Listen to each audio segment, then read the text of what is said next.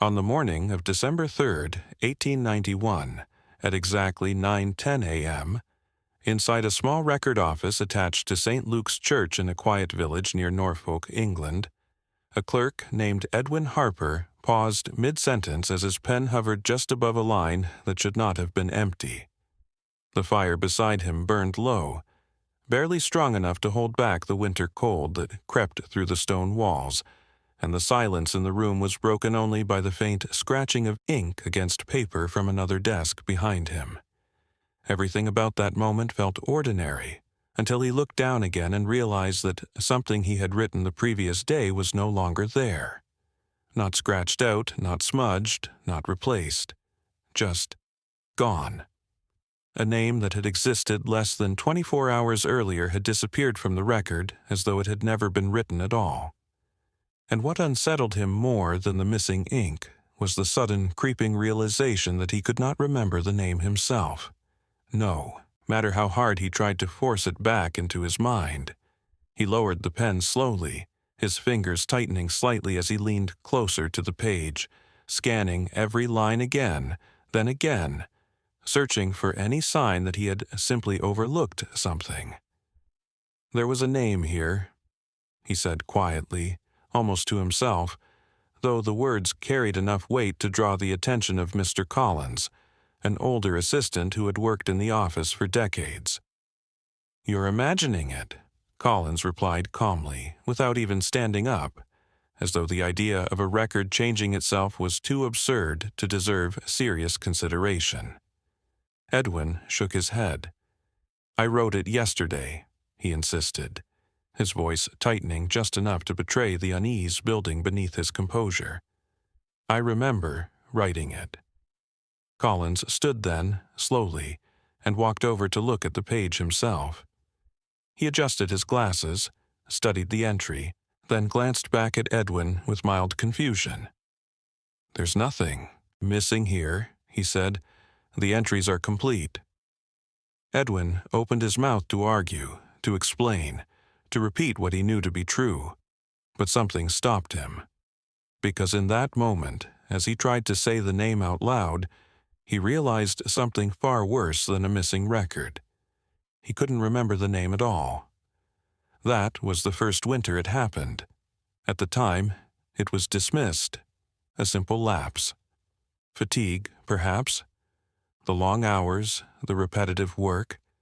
The way winter seemed to dull the mind and stretch each day into the next until memory itself became unreliable. Edwin tried to accept that explanation, though something about it lingered in his thoughts longer than it should have. He had always been precise, careful with details, known for his accuracy. Forgetting a name completely, especially one he had written so recently, did not feel like a mistake he would make. But there was no proof, no trace, and without proof, there was nothing to question. Until the following year. On December 6th, 1892, just after 9:20 a.m., Edwin felt it again before he saw it. That same quiet unease, that same subtle shift in the air that he could not explain but somehow recognized. He turned the page of the register slowly, his eyes moving across the lines, and there it was again. Another absence, another space where something should have been, and once more there was no mark, no sign that anything had been removed. It was as though the record had been written without that name from the very beginning. This time, he did not speak immediately. Instead, he studied the page carefully, trying to hold on to the feeling before it disappeared, trying to catch the thought before it slipped away completely. "Do you remember the Carter family?" he asked suddenly, turning to Margaret Ellison, a woman who had come in to confirm a property entry. She looked up, slightly surprised by the question. "Of course," she replied. "Mr. Carter passed last year."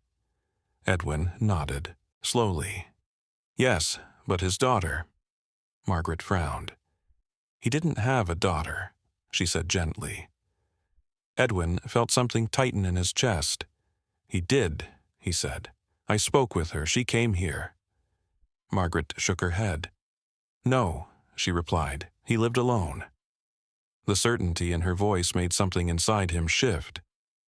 That night, Edwin walked through the village long after most people had gone inside, his breath visible in the cold air, his mind turning over the same thought again and again. There had been someone, he knew it, not just in the records but in the world itself.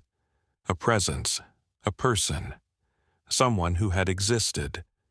And yet there was no trace left behind, no memory strong enough to hold on to, no evidence to prove it. By the winter of 1893, the pattern could no longer be ignored. It happened again. And this time, Edwin was ready. He had begun keeping private notes, small observations written in the margins of old ledgers that no one else used, recorded anything he could before it faded, descriptions, routines, fragments of identity. Young man works near the mill, one entry read. Tall, quiet, speaks little. Another read, woman seen near church, visits regularly, known to Mrs. Alden. He avoided writing names because names were the first thing to disappear. Instead, he wrote details, hoping that something would remain. But even those began to change. Words he'd written days earlier no longer made sense. Descriptions felt incomplete. Sentences ended where meaning should have continued.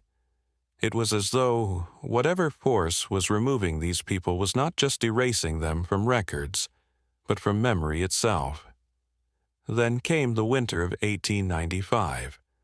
That was the year everything became undeniable. A boy named Thomas Reed had lived in the village for as long as anyone could remember. He worked at the bakery, delivered bread in the mornings, spoke to nearly everyone he passed. He was not invisible, he was not forgotten. He was part of daily life.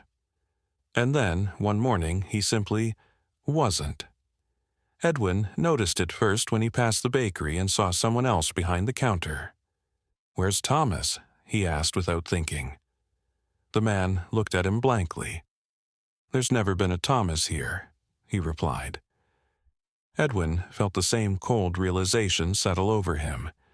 He turned and walked quickly back toward the record office, his heart racing now, his thoughts no longer uncertain but sharp with urgency. He opened the register. There was no record of Thomas Reed, not his birth, not his work, nothing. But this time, Edwin remembered, not clearly, not fully, but enough.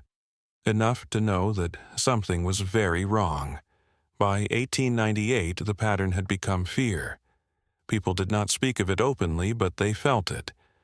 A quiet tension settled over the village each winter, a subtle awareness that something might be missing, even if no one could say what. Families held their members closer, conversations lingered longer, and yet no one could stop what was happening. Because how do you protect someone from something you cannot remember? That was the year Robert Hale came forward. "My brother is gone," he said, his voice steady but strained. "Daniel. He hasn't been seen in 3 days." The villagers listened, exchanged uncertain glances, and then something strange happened. "You don't have a brother," someone said quietly. Robert stared at him. "Of course I do," he replied. "He lives with me." But even as he spoke, something in his expression shifted. Doubt, confusion, the slow unraveling of certainty. "He lived with me," he corrected, his voice weaker now. Edwin stepped forward then. "I believe you," he said. And for the first time, someone else did too. But belief was not enough, because the records did not agree. And the records always won. Years passed, the pattern continued, every winter, one name, gone. Until December 10th, 1901. That was the morning Edwin Harper opened the register and found something that ended everything he thought he understood. His hands were slower now, his hair thinner, his eyes tired from years of watching something he could never stop. He turned the page carefully, expecting the usual absence, the usual quiet wrongness. But this time, it was different. This time, the missing name was his own. He stared at the page for a long time, his mind trying to process something it refused to accept. There was no record of his birth, no record of his work, no record of anything that proved he had ever been there. The desk he sat at, the books he had written in, the years he had spent watching it happen, none of it existed anymore. And in that moment he understood it was never about the names, it was about the village itself. Something was taking them, not suddenly, not violently, but slowly, completely, until nothing remained. And now I want to ask you something. If one day everything that proved you existed began to disappear, piece by piece, until even the people who knew you could no longer remember your name, would you fight to hold on to yourself, or would you accept becoming something that the world simply forgets? Tell me your answer in the comments. And if stories like this stay with you long after they end, don't forget to like, subscribe, and stay for the next story.